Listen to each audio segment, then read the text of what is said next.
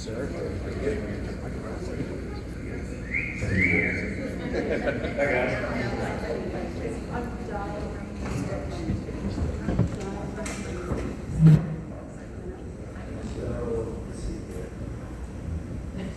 I'm Eric, and you may have seen us down on D-Dock recently. I know many of you have come down. I've seen some of you down there, so it's been, that's been really wonderful. And we just have a few minutes. I just really briefly wanted to talk to you about the construction and kind of a little bit why we're here in Paulsville.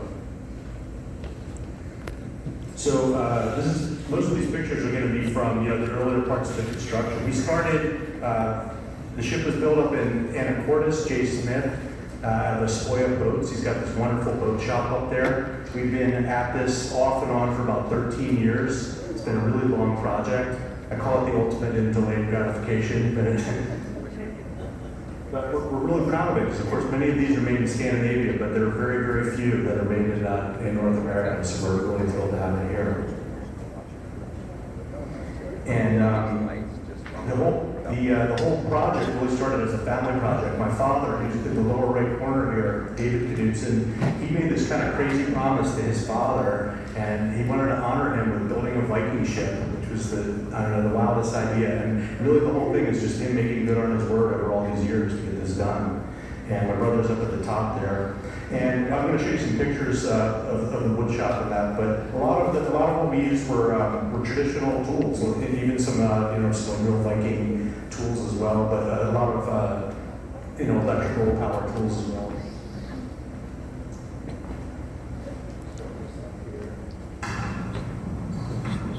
So this is in Jay's shop. He has this really cool pavilion. We were able to stage this whole build. This is right at his residence up in Anacortes.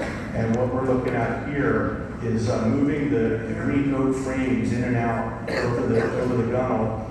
And we had to take patterns and scribe all of these and kind of shape them, on each of those spaces to fit the hull. And so we just use this handy billy system to kind of get the planks in and out. We had to do it many, many times. Every time you touch one face on the oak there, you have to retouch all of them. So it's a very meticulous, very time-consuming process. All of the wood that we have is sourced from the Pacific Northwest. And there is some colossal oak that we got from down in Oregon. You can see this one piece. If you notice, it has kind of a shape to it, a curve, and we call it a grown crook. So it's the trunk of a tree and often the branch or the root.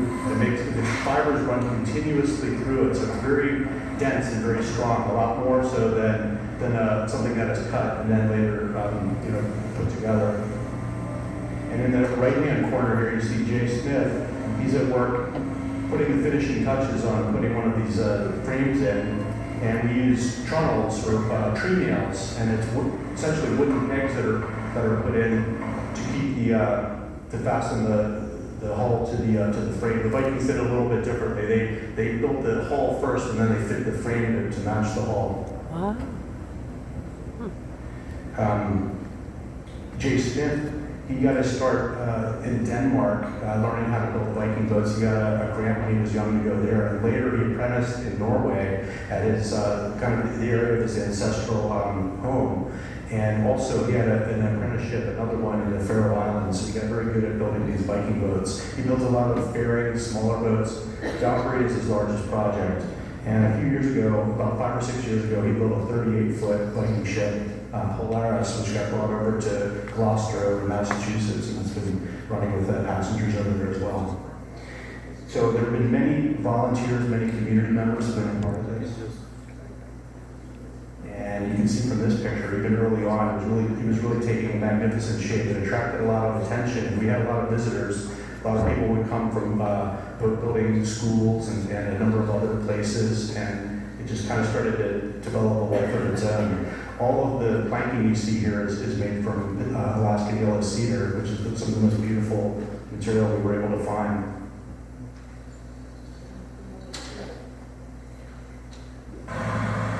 We went down to Oregon. Jay was down there with these patterns he had made. And we had a guy climbing the tree called Squirrel Boy. He was up there. Jay had kind of in his head a collection, a catalog of all the things that he needed. He was specific part of the boat. So it's quite a process, selecting all that timber, trimming it, bucking it up there, and then putting it on the truck to bring down to Anacortes. It was like Christmas every time they loaded this boat here. We had a whole yard full of this, kind of all the shape boat. And then through Jay's contacts, he was in touch with a group of people up the river up in Skagit County. They call themselves the Wild Ass Boys, and they had a portable mill. They come down and mill it out of the mill. The Vikings used an axe to split this all the timber. So we kind of did it a different way. We used a lot of time saving and money saving power tools to get the job done. So it's not really what I would call a true value job, really just a number of organization. So that's what that would be.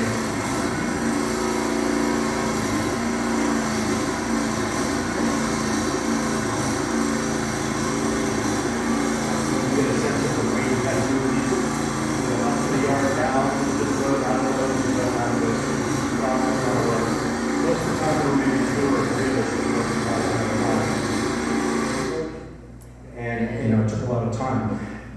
The Viking ship was the destination to get a building completed, and it sounds straight to say, but it really was the journey that was the amazing thing, and still is. And at the end of each day, we just kind of stand back and together just marvel at it, what it was taking shape every day. Kind of started to, build kind of like I don't even have language for it, but some kind of presence that kind of resonated with everybody that came to visit. Just a few more pictures of the early construction. Jay there with the chainsaw. I actually had my son here this month. He's on crew to help out, but he was a part of the woodworking as well. A lot of people were involved with this. This is a time-lapse video short of the ants scurrying around. And you can see the scarf joins all the in and outs of all the timbers that happens in the course of the day. Did you have somebody that helped fund the project? Yeah, it was all privately funded. Yeah, just sort of, we're all in on it. Yeah. And and many craftsmen, many volunteers, many man hours put into this thing. How do you seal the wood? It depends on which species it is. We have a variety of oil products that we use on it, but mostly pine tar and seed oil on all the framing. And Jay's shop is just amazing. It's this incredible dusty wood shop full of ancient tools. He's got these massive power tools. He's got a bandsaw that's like wildly dangerous, and a big planer that we push these huge pieces of oak through. And it's just kind of an amazing process to put this all together. And then finally it was built, and it's on the water. And we're very excited, to have finally reached this point after all this time. Took an opportunity to go over to Denmark and to Norway and to learn more about it. Spent some time at Roskilde in the Viking ship museum there. We got to sail some of the Viking ships there, which was a thrill. We learned a great deal from that too. And in Norway, in Oslo, seeing the vessels there at the museum. And I looked into the demographic of our area here. We have, as you probably know well, we have about 700,000 people that live in Washington State that trace their ancestry back to Scandinavia. So, most in the Seattle area, but also in Ballard, up in Skagit County. So naturally, Paulsbo just seems like a great place to be located, with all of the focus here. A little bit about the overall design. We selected one of the Roskilde ships, Philip 6, as a model. It's kind of a general purpose vessel, I guess you'd say. We scaled it up to 56 feet from the original about 38. Just some quick facts here, but the boat's almost really just like a very big canoe.